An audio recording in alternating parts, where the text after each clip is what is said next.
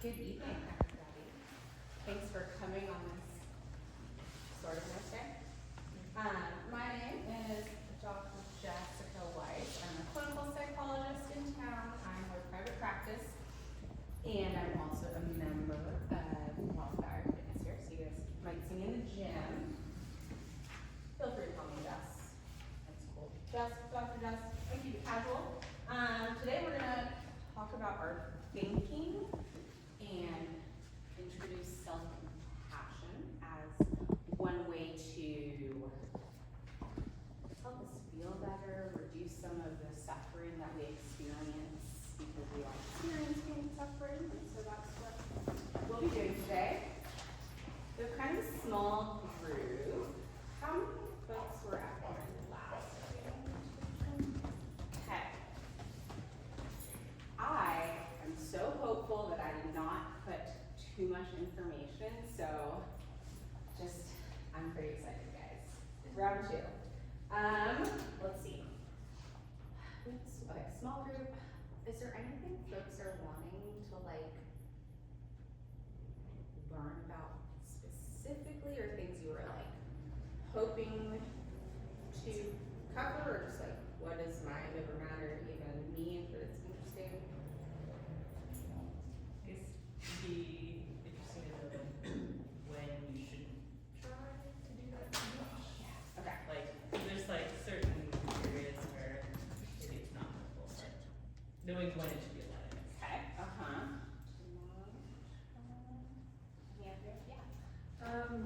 Today we had Teton Behavioral Therapy come to our school and do a workshop with our kids. And one of the things they shared is that your thinking controls your emotions. And one of the students was like, but I also think that my emotions control my thinking.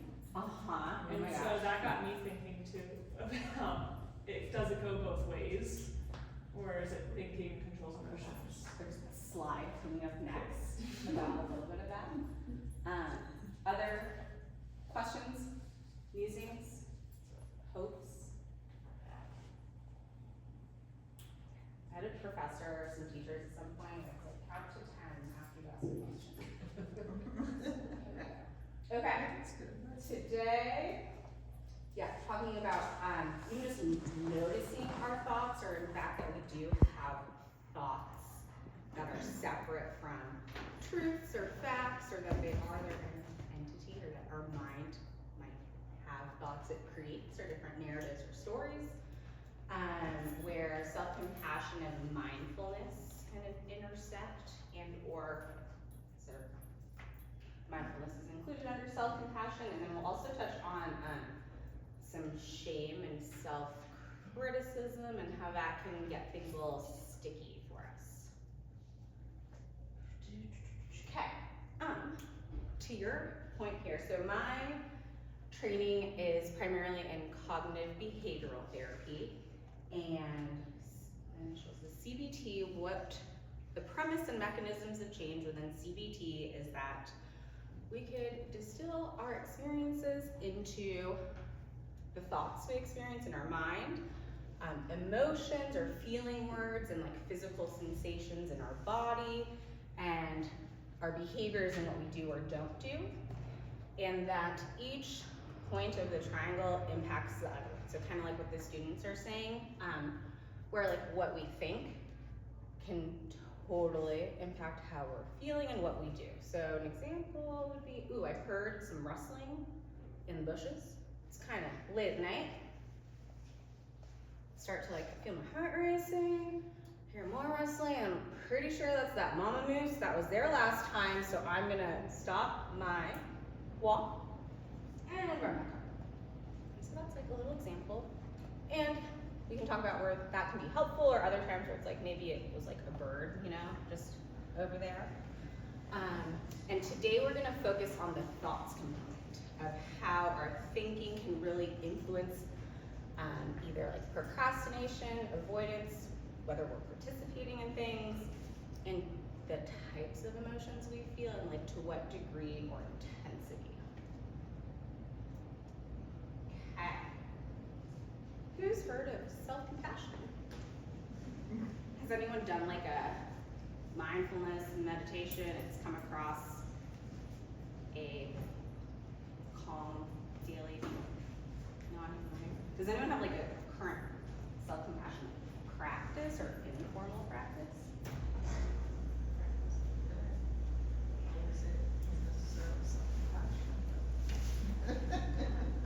What about any like judgments or stereotypes about self-compassion?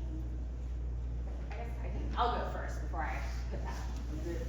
I first learned about mindfulness as it applies to the practice of psychology, or like 2010-ish, starting grad school, and there was a subset of folks at my program who were studying mindfulness and then self-compassion, and back then I was like, what is this soft stuff that you're trying to turn into science? And it was just the people that were going to the festivals and just like having a great time were like really into the self-compassion. So I had just a lot of judgments about mindfulness and self-compassion. And I've come a really long way, and in the last probably few years really seeing where self-compassion can play a role in some of the work that I do. I guess that's my misgivings. It's like soft, who does that? A lot of judgments, a lot of scoffing. Anyone has any they'd like to share or thoughts? Fears? So much like my own thoughts, but I hear people who think it means like you're not willing to look critically at your flaws and like Oh. improve, but yeah. Kind of like making excuses or like a Yeah. stagnant kind of, I'm being so compassionate I don't have to change. Yeah. Okay, yeah. Yeah, or yeah, other people in society. Being kind to ourselves can be, I guess, generally in our more like Western cultures, it's a lot easier and there's a lot of framework for being kind to others. And then being kind to ourselves, things like really can break down. Potentially. Would you say like with that whole self-compassion thing of like say somebody gives you a compliment and you're just like trying to brush it off instead of actually like being like, oh, like being like kind of sincere and like really like thinking about it of like, oh, like like I didn't do that good of a job, or like you know, you just kind of like, I feel like you just like brush things off when people give you a compliment. I feel like happens a lot. Totally. And so it's, if that is, can be our experience of getting like an external compliment or positive feedback, and to be like, ooh, I feel uncomfortable, or like, I don't know what to do with this. It's like, what do we do for like, my premise is how do we do that to ourselves? And we already have like little bristling. Something that was shared with me that I try to do is when receiving a positive compliment or feedback, like breathing into the discomfort and then like exhaling and saying thank you is a strategy that I do in those moments. Just, oh, I don't really like it, but okay, thank you so much. Great.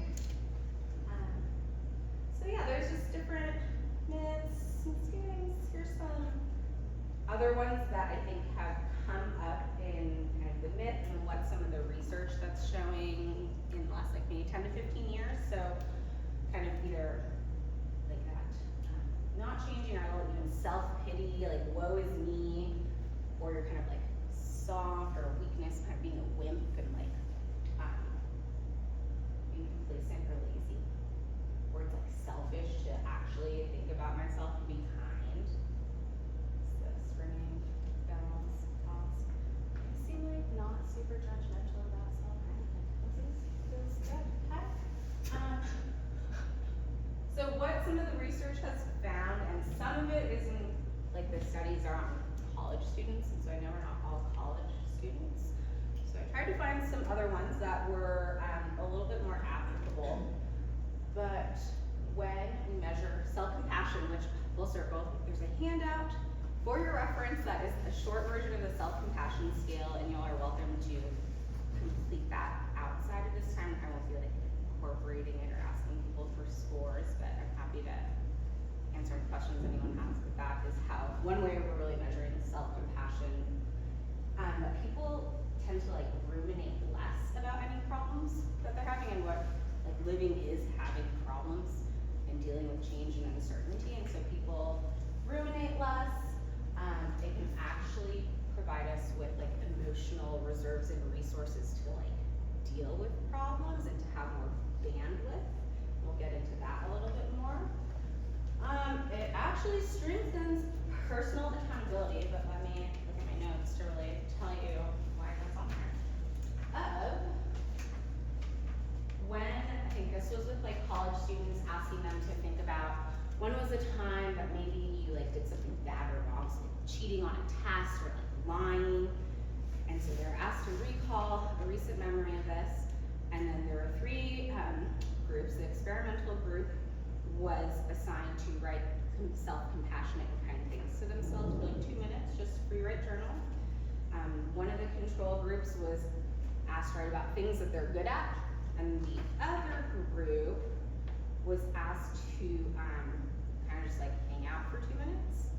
And what they found afterwards is that the people who were focused on self-compassion reported higher levels of wanting to like apologize, like make repairs, and also expressed like not wanting to do that thing again, just by like being kind, reflecting on your good qualities, which is pretty interesting for a pretty innocuous like memory or stimulus. So that's some of the research there. And then that it can help us sustain caring for others. There's a lot of work looking at folks who are in the helping professions, so other like therapists, counselors, nursing staff, or even looking at self-compassion within like combat folks in the military, which military culture and self-compassion, that's like a pretty big dichotomy, and they're starting to see, you know, what benefits could there be for our service members. So yeah, some research behind this, not just the soft stuff that I thought it was. So if we're starting with self-compassion, coming back to compassion, if people are like language, Latin people, my dad is one of these people, he'd appreciate this slide of the roots of compassion, which is really like suffering with or suffering together, and it really speaks to the universal experience and commonalities of living as a human that we don't always talk about directly to even each other, close friends, but it is suffering together, which doesn't sound great, but it has benefits. Questions?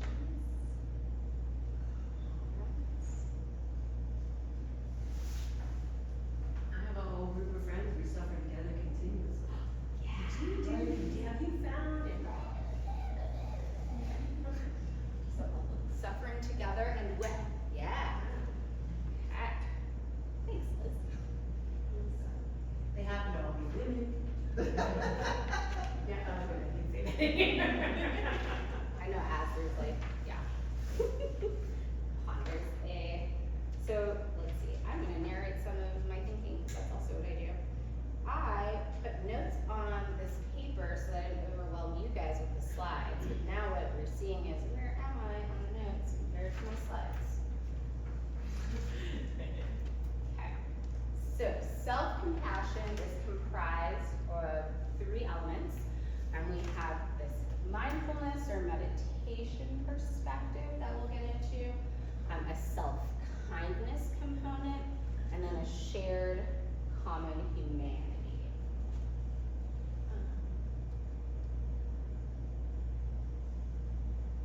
What we also know is that people who score higher on levels of self-compassion, they tend to be more resilient in the sense of reporting decreased levels of stress, and then therefore not having levels of like chronic stress that then can also lead to depression and anxiety and other like mental health concerns.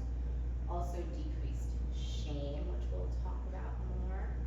And they're like kind of happier overall, like well-being scores and reports are like high. So there's a little bit of this, I don't know, just interesting, I guess, interesting what the research is finding there.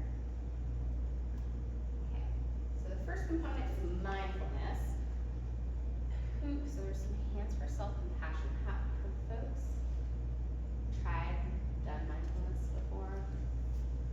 Some. heard of it? A little, yeah. So mindfulness has traditions far before John Kabat-Zinn started studying it in like the 90s. And his definition of it, which I like, is it's the act of paying attention on purpose in the present moment and without judgment. And so when I talk about mindfulness, the power of mindfulness comes from being able to know where the hell is our attention. Have I traveled into this rabbit hole of interesting things or terrible disaster despair? Can I notice that and bring it back to like the here and now moment? That is the muscle that mindfulness is developing and where the power of it lies.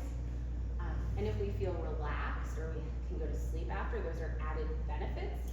But mindfulness is still working even if your mind is super busy and you don't feel relaxed afterwards. I like to like clarify that for this too. How does that work?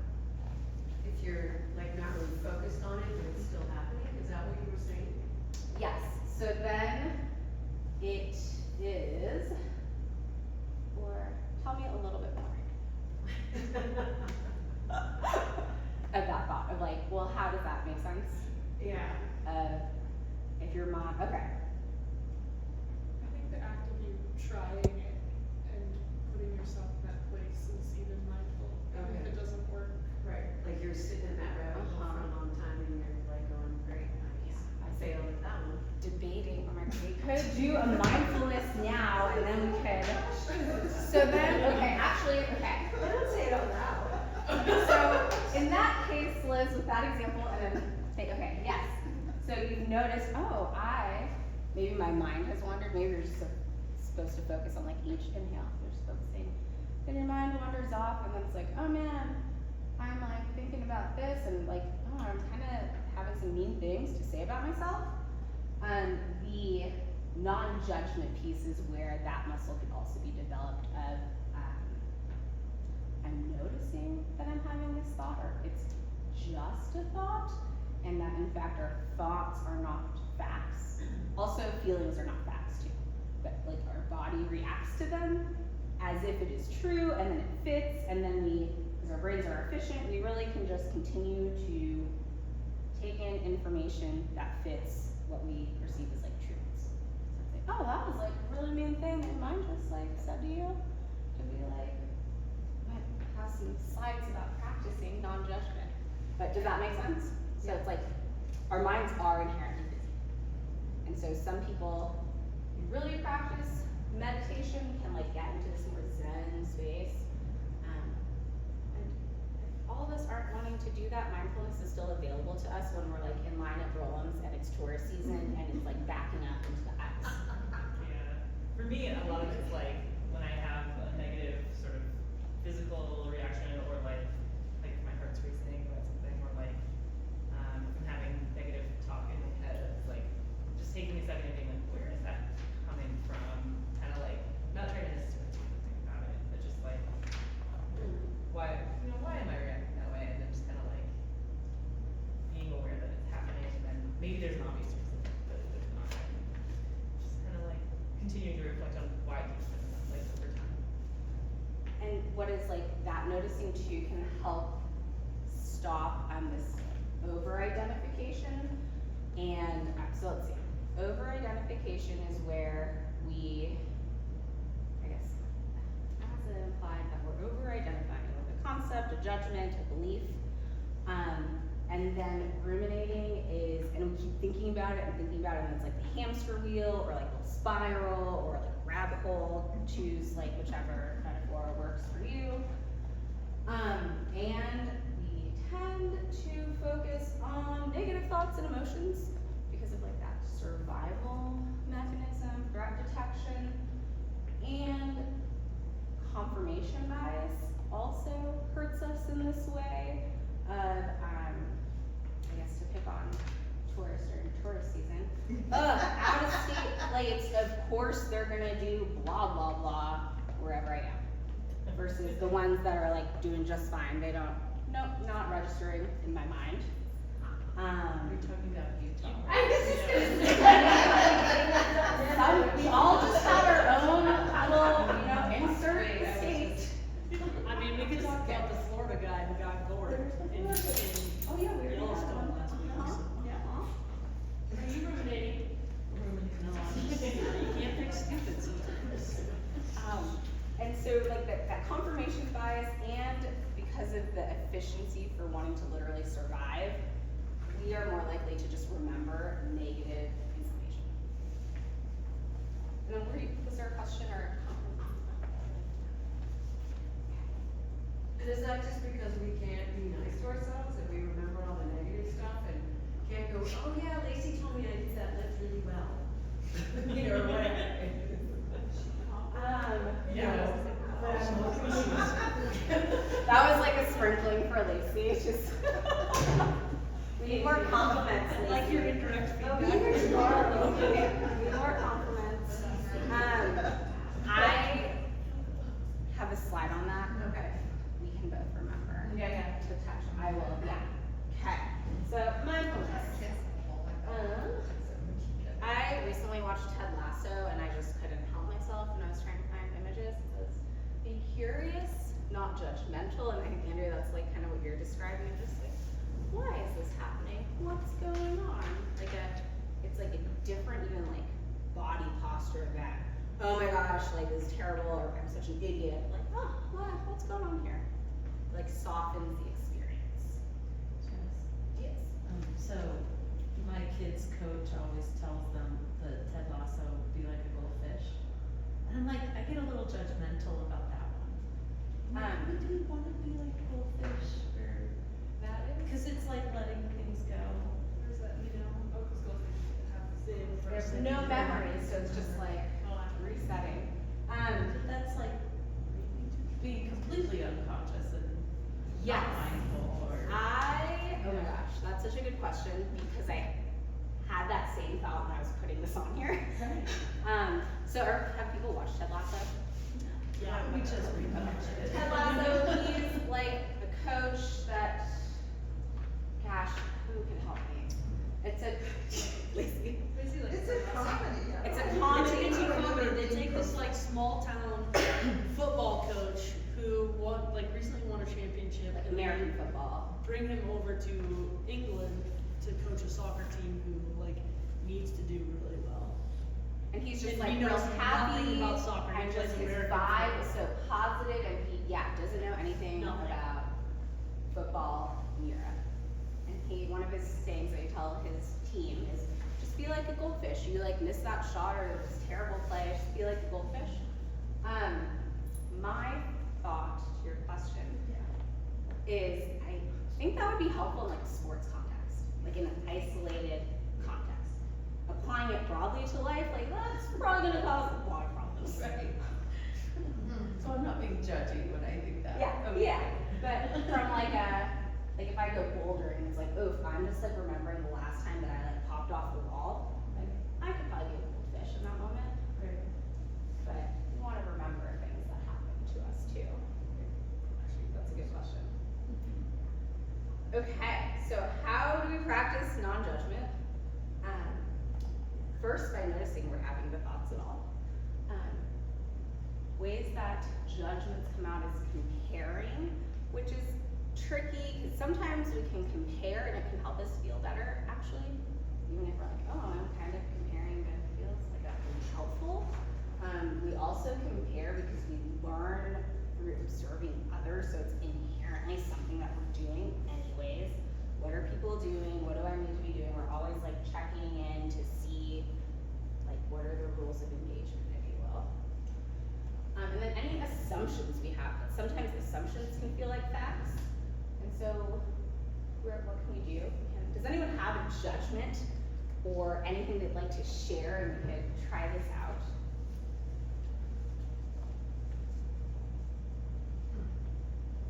Or one they saw on TV? Yes. I don't know if this counts. I had a small moment where Utah driver here.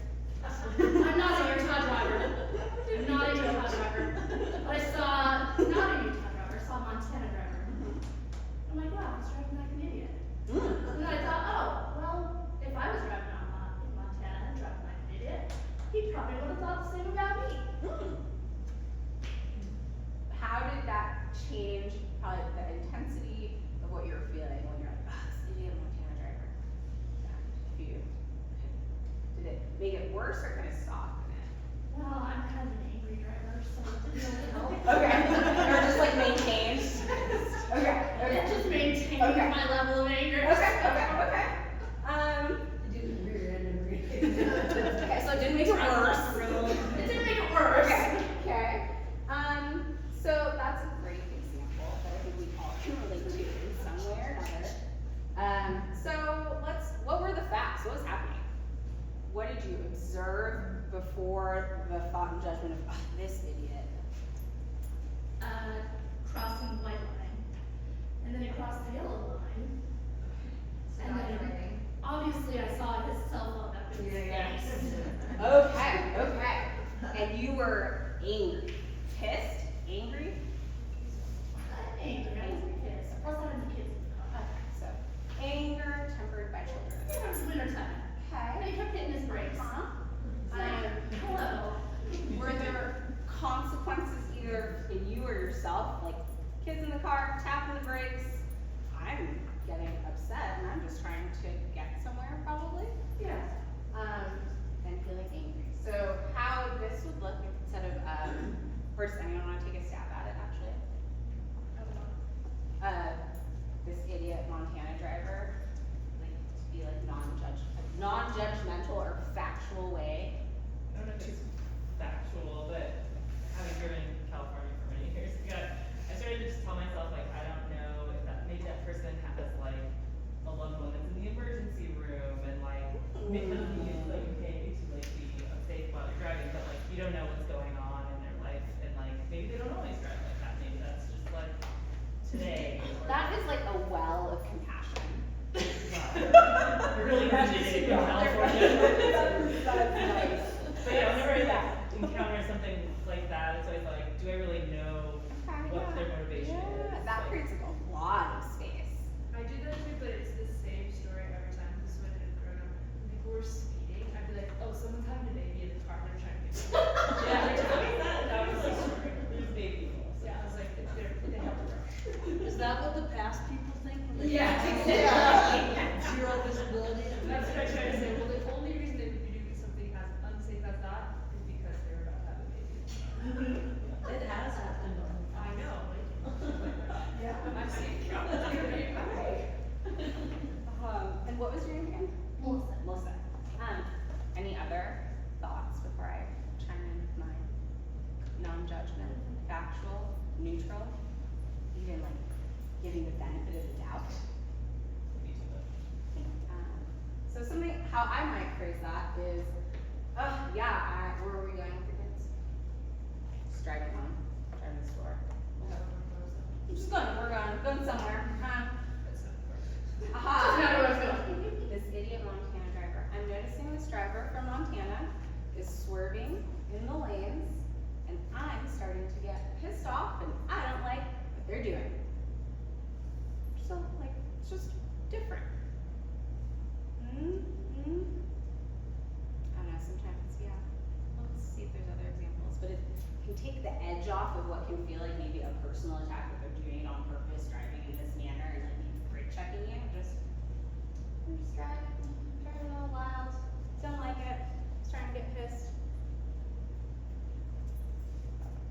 I like some of the skeptical looks. This is great. Sometimes it helps me to be like, okay, I'm not in the middle of that, but I'm me, and I can back up, or like, leave, or turn that way so I don't have to look at it anymore. And I think I'm so sorry. well, so what you're saying too, it didn't make it worse. It actually sounded like it helped too. Like, so this is just there's all of this, all the ideas we talk about today, and even all of like human behavior, I really believe falls on like a spectrum, and nothing is inherently good or bad, right or wrong. It's just a matter of like degrees or context. So put that out there. Self-kindness, or like the loving part. Basically treating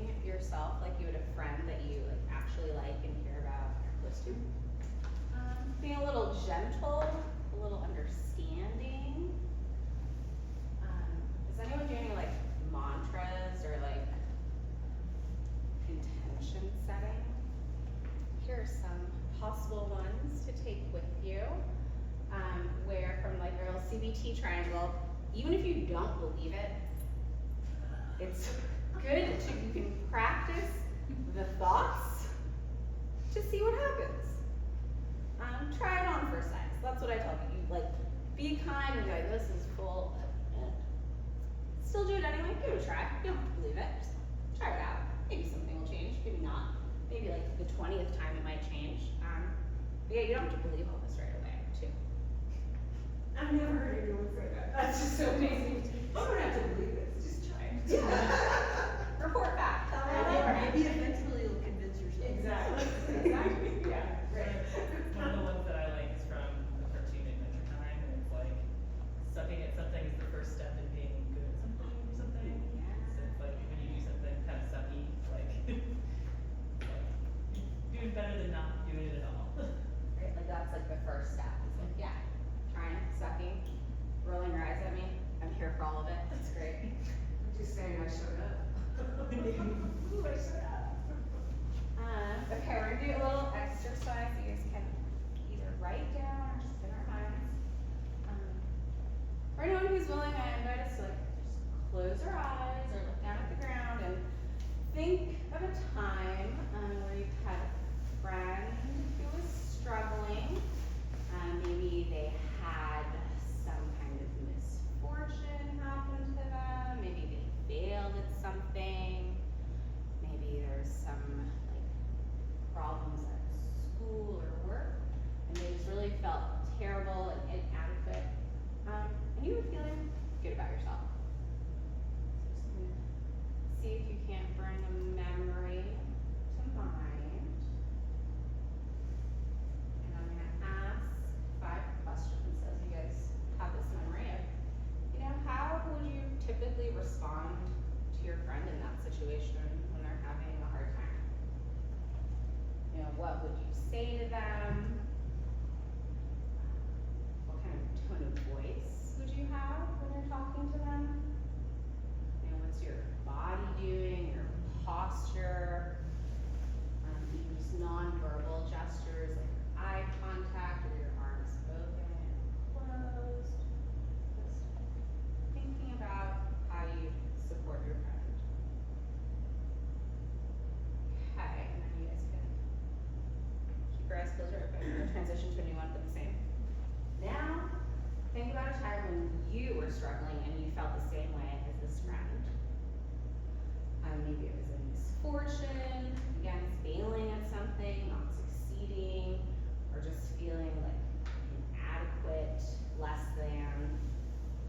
And see if you can call this memory or experience to mind.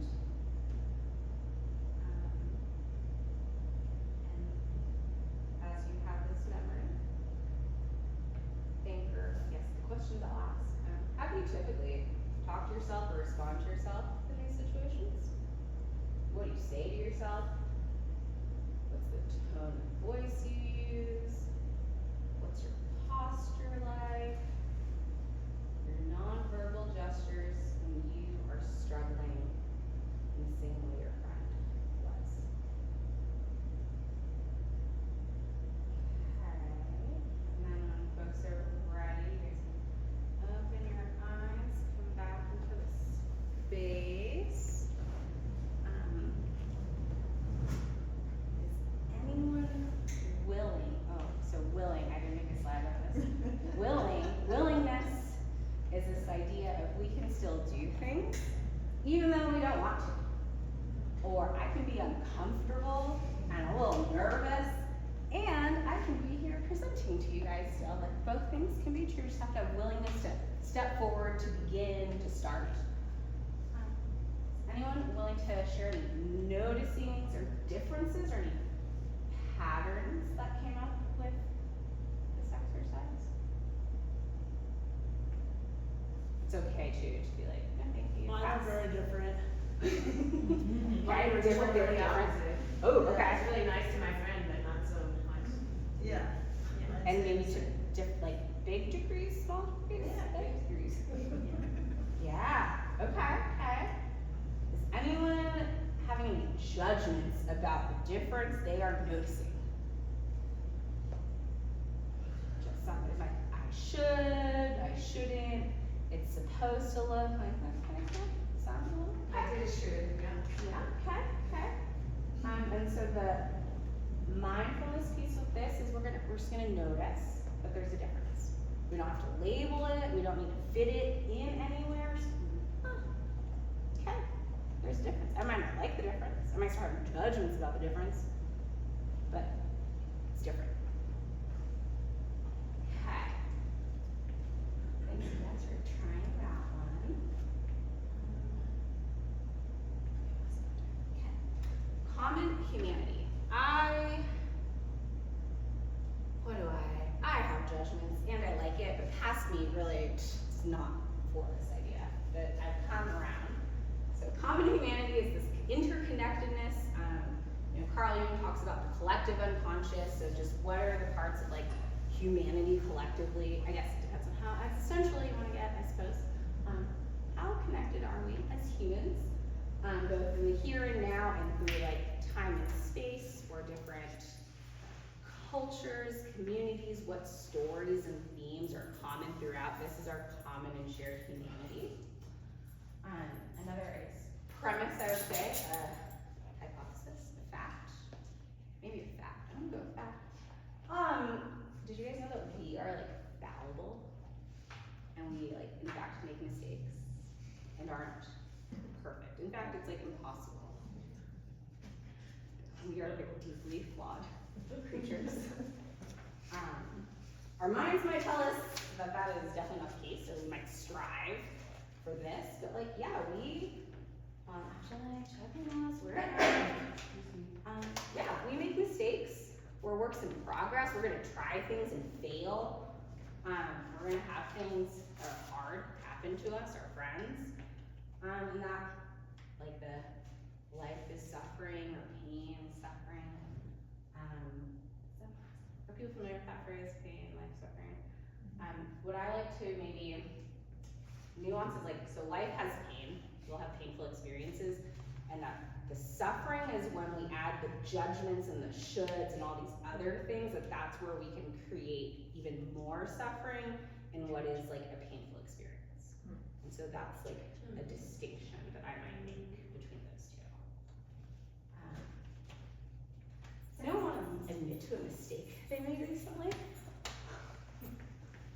Let me see if I've made some. What are some good ones?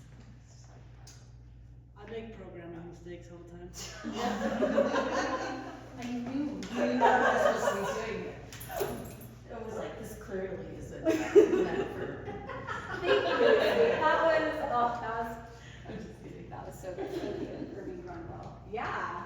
What's a mistake that I made? I've like misscheduled clients. Ooh, I definitely deeply hate when I do that. Try to be nice to myself. No, sometimes it's like, oh, you effing, can't believe you did this again. And then I recalibrate and try to breathe through it. But there is like, I get a little mean to myself as I do that. Yeah, we like make mistakes. It's impossible to not make mistakes. And we will survive if we make mistakes. And we don't have to like it, but we'll survive. It's like bare minimum. It's okay.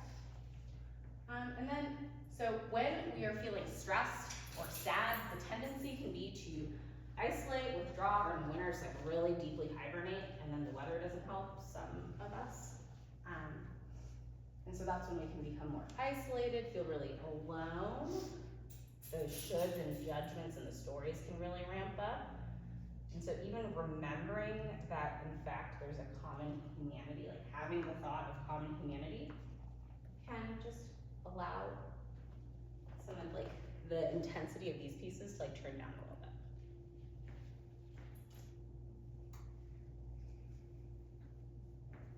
Hold on 1 second while I just orient myself to where we are. Okay. So self-criticism, shame.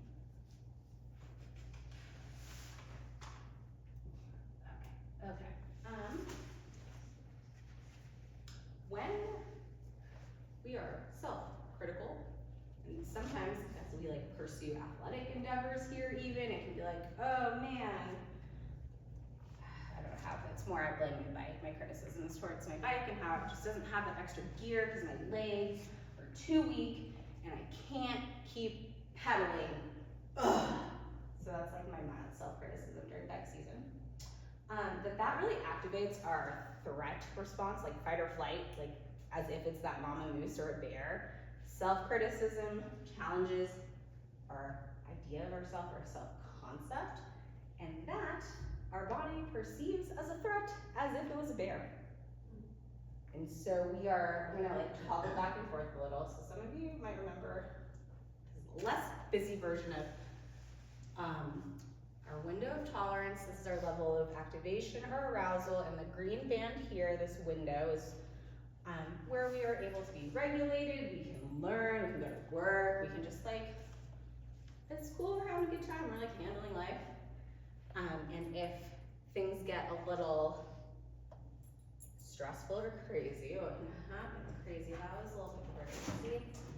Crazy, what's a better word for crazy, guys? Stressful, wild, we'll go with wild. If we imagine like this being a full day of the time span on this axis, this red line's like, oh, I woke up, I was a little tired, but I had some coffee, that really helped. Check some emails, oh man, that was a real bore. And then like, oh, this other thing happened, I got like an angry phone call from someone. Ooh, but I dealt with it, so then it like went down, and then, oh my gosh, something else spiked me into this like fight or flight, like I became overwhelmed, overstimulated. And that is what's happening when we're self-critical. We are like living up here, like in our body. From like a nervous system perspective, we are activating our fear centers, which can be a source of motivation. I mean, if the bear is there and you need to run, like, yeah, that's like super helpful. We want that for sure. But when it's me like beating up my leg strength when I'm trying to have a good time for fun on the weekend, like that's like not ideal to be living in this space. So not self-criticism. Does this questions about kind of where we can, I guess, this window is malleable. So it is impacted by, did we sleep? How's our nutrition? What is our just general stress level? How much is on our plate in a given day? What thoughts are we having that are like shrinking the window so that it's like, oh, it only took like one thing and I'm like starting here and it's like 9 a.m. And I still have like a full day ahead of me. And so this is malleable. We can shift and change this also. That puts us my life in perspective. You say it puts your life in perspective? Puts my entire life. Always. I think that my window is like this big. Yeah, like my window is, if I've grown in this, if I'm hungry, I have a history of like real hangry problems, and that, like, my window is very small. Or it can be a little bigger if it's like for a friend versus like my husband and I'm hungry, you know? Like, there's some like people in your life. Yeah, how can I like contain myself with other people versus certain ones? And then down here, this is where our freeze response, which is still, I would say it's like still that threat response, but in this case, we're like shutting down, we're like fainting, we're like slow, we're like checked out, maybe, we're like daydreaming. We are like present and our mind is somewhere else. Is that like, would procrastination fall in that? Ooh, that is such a good question. What do people think while I look at my notes? I would, well, I guess, yeah, before, okay. Does anyone have any thoughts about where procrastination would live? I think that's in the window of tolerance. It's just a different way of tolerating things. I think it goes up in the fight or flight response. Or if you're like, oh my gosh, I really have to do that thing, it like almost makes you more panicked because you have to do it. And so this is, We could also have like another band here of like we're being activated, like flow state kind of lives in this space. Or for like, oh, I've kind of been working on the presentation, but like, oh man, it's like 2 p.m. today, and like, oh, it is happening, and I need to get it done, and so that was like me today, but it was at a level enough that I was like, I can focus. And earlier, it's like, oh, I can just like do other things, like last week, I don't know, it's not enough pressure or that, I guess, fear to motivate us, and so that procrastination usually is fear and or another conceptualization for procrastination is it allows us to have an external source of blame if things do not go well. So if we fail or we do bad, we're like, oh my gosh, this presentation had all kinds of typos and things aren't working. Well, it's obviously because I waited until 2 p.m. today versus anything it would say about me or my ability to like convey information to folks. So it can have kind of this like secondary like function, potentially, sometimes. Okay, self-compassion taps into like the caregiving system. I think of like parent-child bonding, or even relationships where we have like closeness and trust. Our brains release like oxytocin, and that helps us feel calm, relaxed, connected. And like the research on self-compassion is showing that like it is activating that part of our brain chemistry, our nervous system, and it's providing motivation through love instead of fear would be kind of differences. We could do a whole thing about shame versus guilt. So let's see, shame versus guilt. What would I say about this? Guilt is not inherently bad. It lets us know that maybe we violated some social rules and we want to be part of the group, and so we gotta probably like make repairs, apologize. It kind of allows us to maybe, ooh, I'm sorry I did that.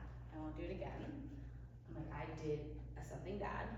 Shame can cause a little more problems. It can be a little more sticky because shame will tell you like, oh, actually that bad thing you did, it's because you are bad. Definitely bad and unworthy, and everyone knows. And that guilt can be more like an internal, what do you think is right or wrong? And like, have you violated your own rules, moral compass? And then shame has this component of being evaluated or judged from like others, or like an external judgment that can compound shame. Questions? So is shame like your own perception of what you think is shame versus like Suzanne wouldn't really notice that I did that bad thing, but I did, and I'm thinking she's gonna shame me because, you see what I'm saying? Yes, yeah. Well, yes, let's see, both. That it is an internal experience, but we can also like shame others. So like, what's wrong with you? I can't like, ugh. I don't know. Yeah. Or like, a lot of this work comes from Kristen Neff, and she talked about where any like social anxieties we might have is not actually like an anxiety disorder, it's a shame disorder, which come into the weeds with me in one brief moment. Where if social anxiety is like, ooh, everyone is definitely judging me and thinking like I'm just any negative thing, that's actually like shame. Like, I believe that these people are judging me and I'm like feeling bad. That is like the shame piece. And it is like internal, because like, I don't know, that person could be just like daydreaming, not thinking about me at all. But like, I am definitely having an experience about their judgment. Okay, how are we doing? We're good, we're surviving. Window of tolerance. We're all here on our free time on a Thursday. You know, we're probably like pretty motivated. We got some goals. We're like taking time out of our free time to learn. Self-compassion, higher scores in self-compassion. We are less likely to be afraid of failing, and which is how we like turns out get better at things unless we're like, you know, gifted naturally, but we can't all be gifted naturally. And like we'll just keep trying because it's like nice to learn.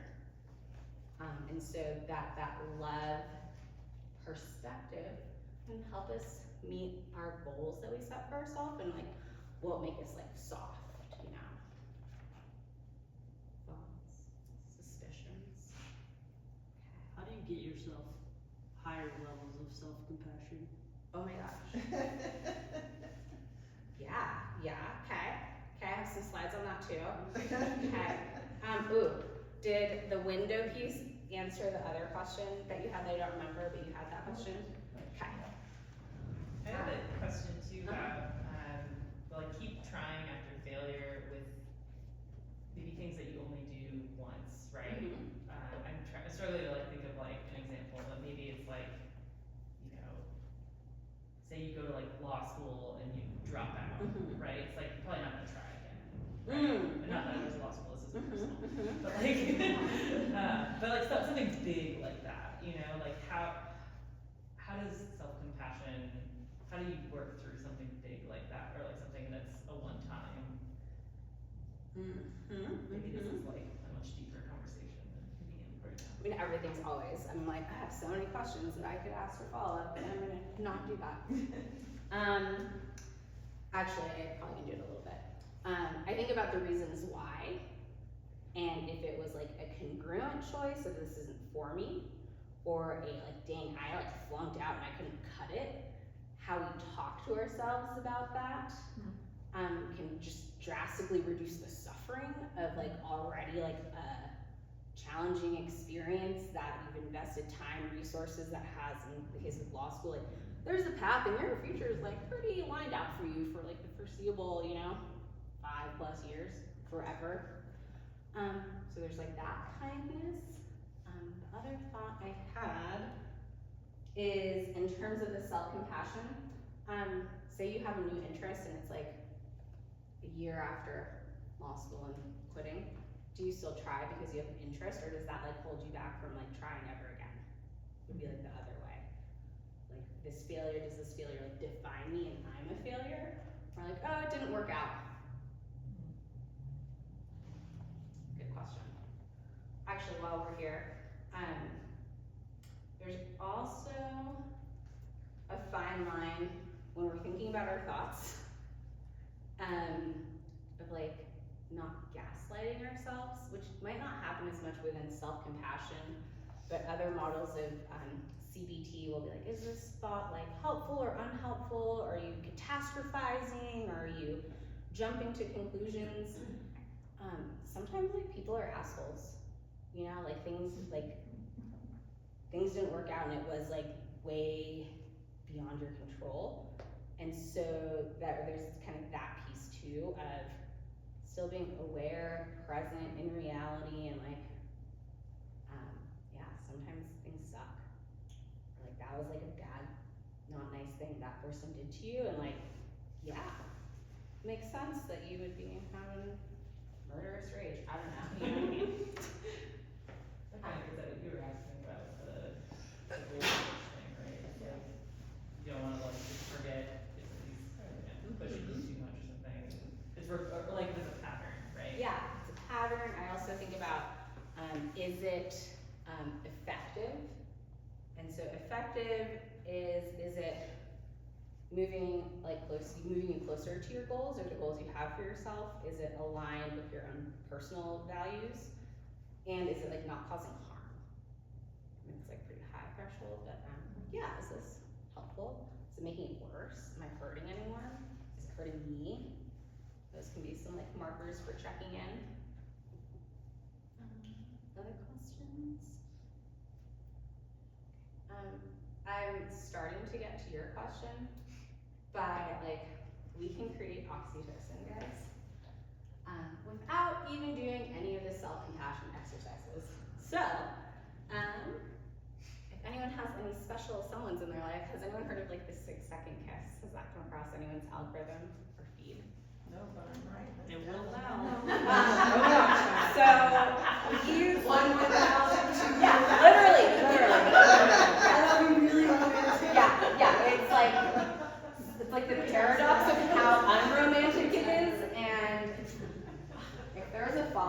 this would be a great, like, go forth and see what I'm you gonna guys start learn. prescribing this to you. I'm gonna run an I'm experiment. taking that one. So yeah, kissing on the lips. You don't have to like make out with tongue. Just like kissing on the lips for like literally one Mississippi to like 6 seconds. Your brain will release oxytocin. I want this slide. So Did it work? that is the hypothesis I present to the group, and you guys can collect your data points and report back if you like. And then they're also showing the same thing with a 20-second hug with someone. Like if you have a good friend or someone you haven't seen and they're willing to like just like, can we just hug and embrace, and like, oh man, when you think it's like too long and awkward, there's still like probably 10 or 15 seconds left. So a hug takes 20 seconds. So you gotta like stick it out a little bit longer, but it will also release some oxytocin. I had a professor in grad school who was this Paul Michael, this super hippie. He looked like Jesus, literally, like every stage. And he was our stats professor. He had a sign on his door that was just like free 30-second hugs as his way to help us with like burnout and spread good vibes. And he would just give hugs, free 30-second hugs. Paul Michael. We can cuddle or like getting massages and like physical touch. Intimacy and like if we have orgasms, that also releases oxytocin.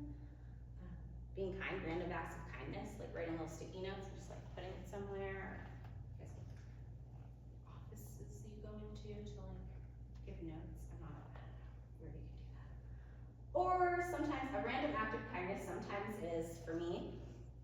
I'm going into Rollins and I'm gonna be mindful and there's people in the way and I'm gonna let everyone just go in front of me. And that is the kind of grocery trip this will be. But then everybody was in front of you, and everybody. Oh, I guess, okay, actually, that's fair. That's like a moment. That's definitely not the whole trip. Is that like when you like look up to say hi to people instead of like blinders are on and you stare at the head first and you don't talk to anybody? I also use that strategy. That's my only strategy. Headphones in, look down. Seems like we need to stop when you're I never go to homes. I avoid almost like the plague. Yeah, random acts of kindness. Just being kind for no one's watching. That can make us feel good. I know there's like dog people, but not everyone's a dog person. The research is on dogs, where if we like pet our dogs, it is like this reciprocal release of oxytocin. I can see why we have dogs and not cats, because cats are animals. Yeah, and they're just like, they're just collecting your love. It's not like. But most cats, a lot of cats are mean. Yeah, so if there's any dogs in your life, we have one right here, Izzo's available. They're nice and then all of a sudden they're not. That's our therapy dog. Yeah, Gym therapy yeah. dog. Get some oxytocin from Izzo. Dogs are always happy to see you. It's pretty good at it. Okay, questions about this? Because I'm gonna try. If you have someone to kiss, please try it. I was so skeptical, and it's like, what I noticed is judgments of like, oh my gosh, this is like so ridiculous and stupid. and then there's like, is that like a softening that I'm experiencing, or am I inceptioning myself? That's what I notice when I do it. So, Kristen has a whole chapter on what she calls backdraft. I don't know if any, like that movie from like, I was like a kid, so they don't know what the concept of backdraft is. So backdraft is when, in fighting fire in a building usually, the fire uses up all like the oxygen in the space, and then if there's like an open door or an open window, there will be this like rapid exchange, and you are nodding, and then so the fire will kind of explode out the open window, wherever that air point is. And so that can happen when you start practicing self-compassion, because we all have our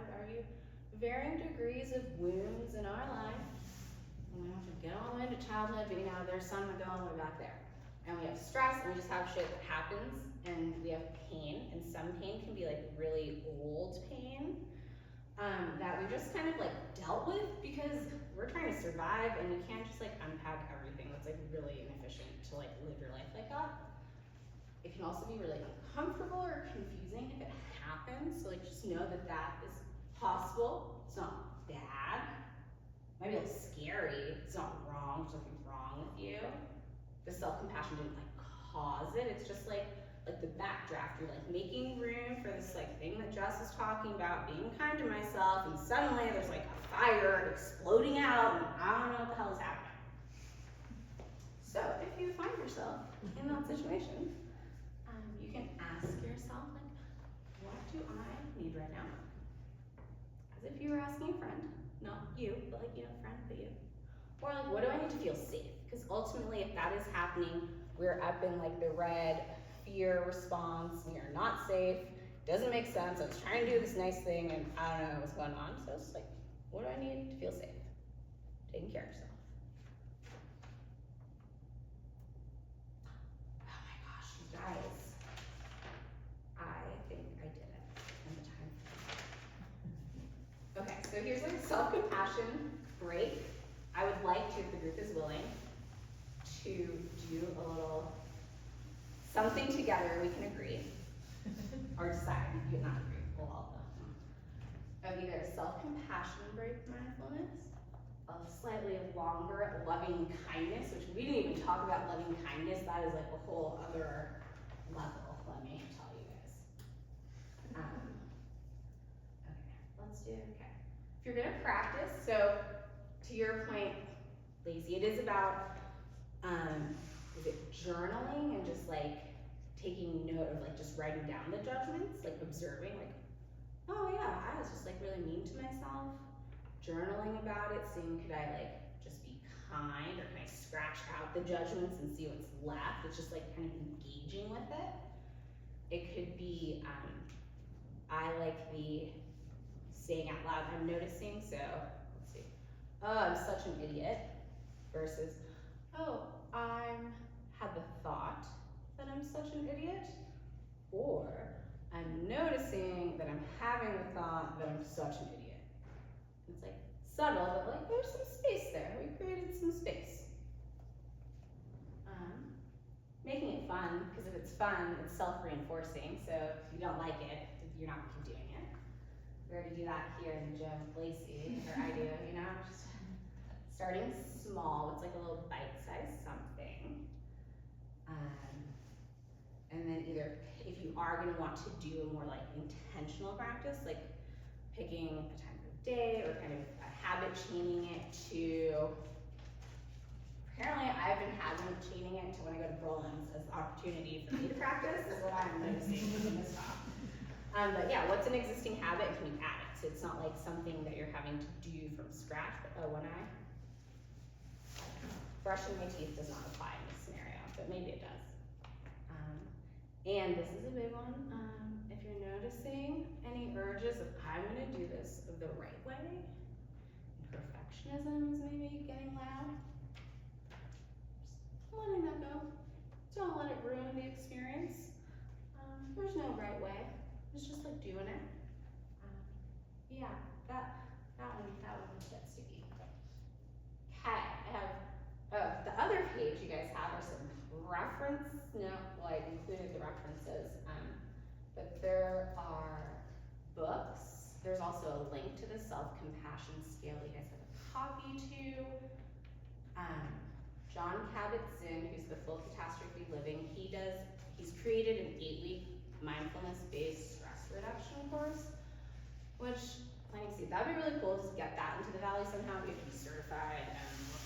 It's expensive. Sometimes some academic institutions will offer it for free if you're interested in that, but I was looking at different places online and there was anywhere from like $100 sliding scale to like $700, which seemed outrageous.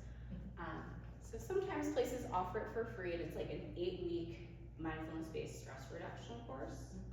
I think there's probably some other books and resources there. Cool, thanks guys. questions or like mindfulness, you guys are gonna, I mean, I can't make you because you guys are all adults.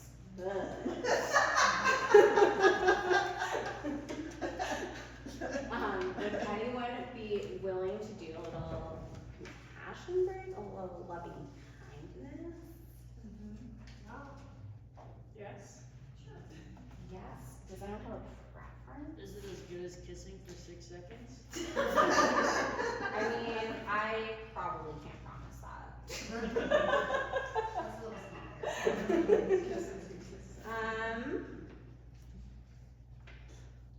Okay, let's do, I'm gonna do loving kindness, because you guys are so willing and left it open.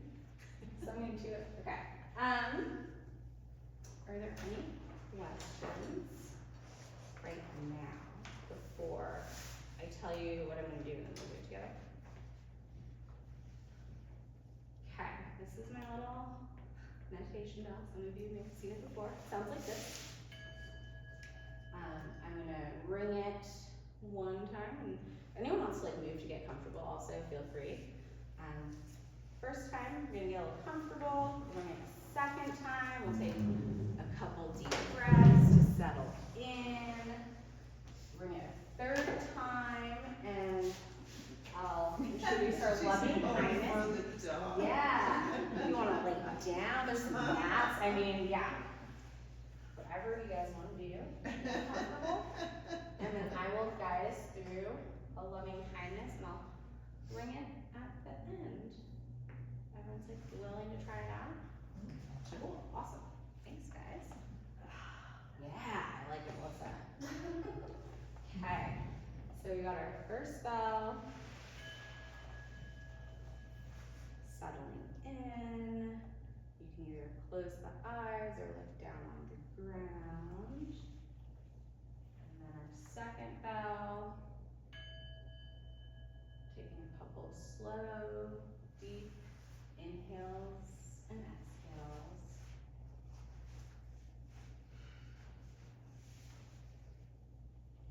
And for our mindfulness, I will guide us through a loving kindness meditation.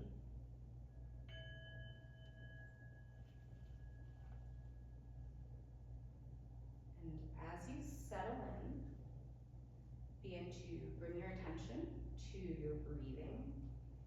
Maybe noticing the breath as it comes in and out of your body, without trying to change it in any way, just noticing your breath with each inhale and exhale.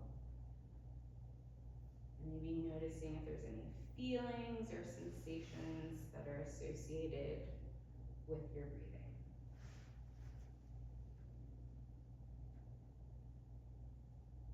As you continue to focus on the breath, distracting thoughts might arise, and if you notice something has distracted you, you can gently acknowledge what distracted you and bring your attention back to your breathing. And if you would like, you could also take the next few breaths to set an intention for our mindfulness today. Some examples would be to practice willingness, to open my heart, to try this loving kindness thing.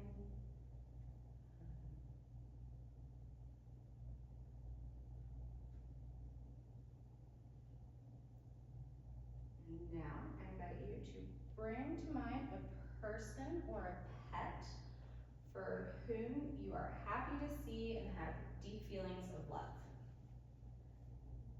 Imagine or kind of sense this person or pet, noticing the feelings that you have for them and seeing them kind of like arise in your body. It might even be like a smile that spreads across your face or like a warmth. Whatever it is, allow it to be and exist.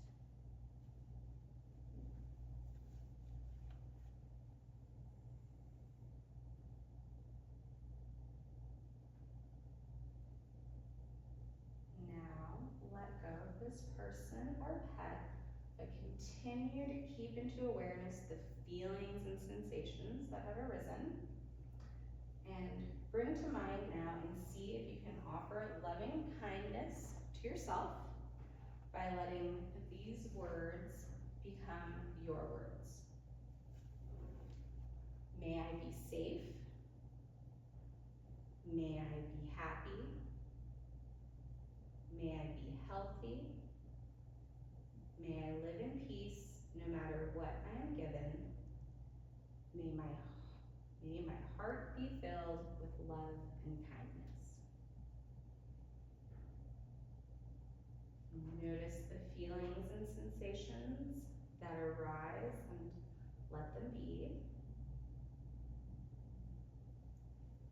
And now try offering loving kindness to someone who supports you.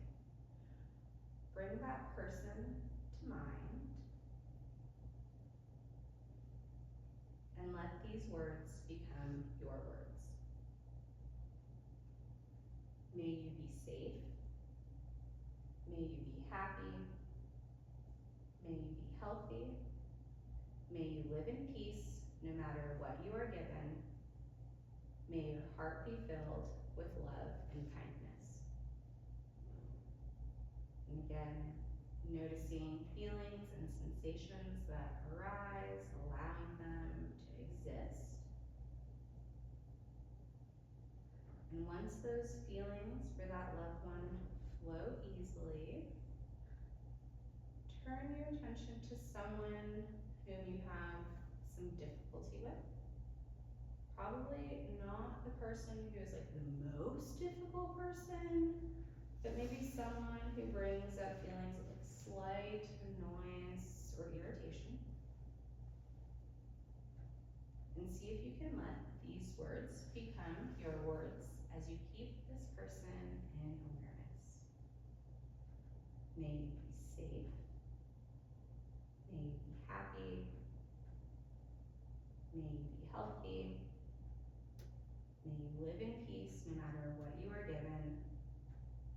And may your heart be filled with love and kindness. Noticing again the sensations or feelings that arise, seeing if you can allow them and let them be.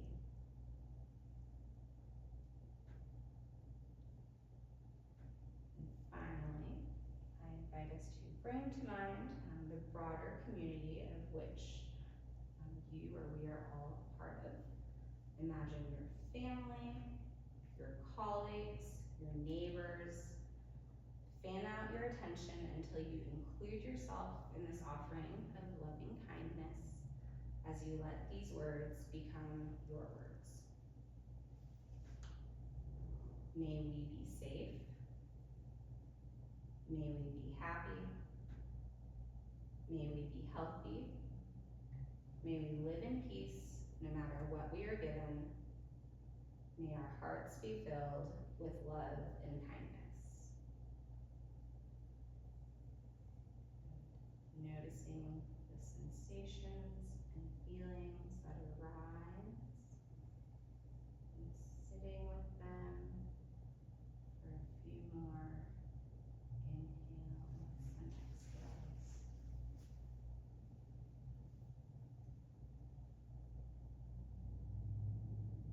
And when you're ready, you can open your eyes.